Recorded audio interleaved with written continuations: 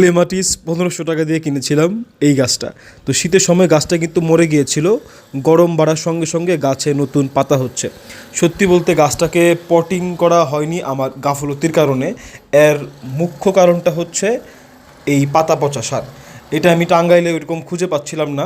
একটা আপুকে নক করেছিলাম 1 মাস আগে, আপু রিপ্লাই দিল কিছুদিন আগে। পরবর্তীতে এই 2 কেজি পাতা পচা সার সংগ্রহ করেছি।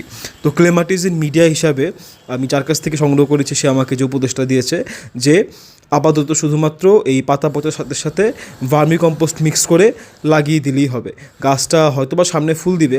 গাছটা মরেই যাওয়ার কথা ছিল, কিন্তু আল্লাহ তাআলার রহমতে সুন্দর করে আবার হচ্ছে।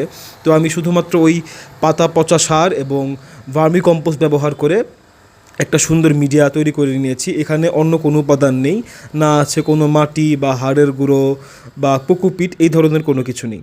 তো এটা দিয়েই লাগিয়ে দিব। ক্লেমাটিসের চারা আমার কাছে অনেকেই চেয়েছিলেন, আরও কিছু চারা আসার কথা ছিল, কিন্তু জানিনি যে আমাদের পার্শ্ববর্তী দেশের সাথে অবস্থা খুব একটা ভালো না বর্তমানে, তার জন্য অন্য অন্য চারাগুলো এরকম আসতে পারিনি। তো এই যে এই গাছটাকে আজকে আমি পটিং করে দিব।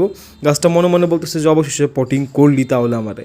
তো অনেক দিনই তো হয় গাছটা বাসায় পড়েছিল, নিচে কিন্তু সুন্দর শেকড় হয়েছে এবং লক্ষ্য করে দেখেন এই পাশ থেকে কিন্তু আরও ডালপালা ছাড়ছে। তো হয়তো বা সামনে ফুল পেতে পারি যদি আল্লাহ তাআলা চায়, এবং নিচে পর্যাপ্ত শেকড় আছে।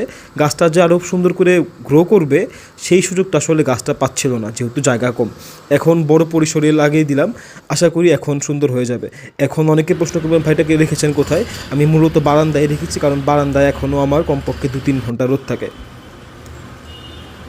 একদম সরাসরি সূর্যের নিচে বা ছাদে, খোলা ছাদে আমি রাখি নাই, বারান্দায় আছে আমার।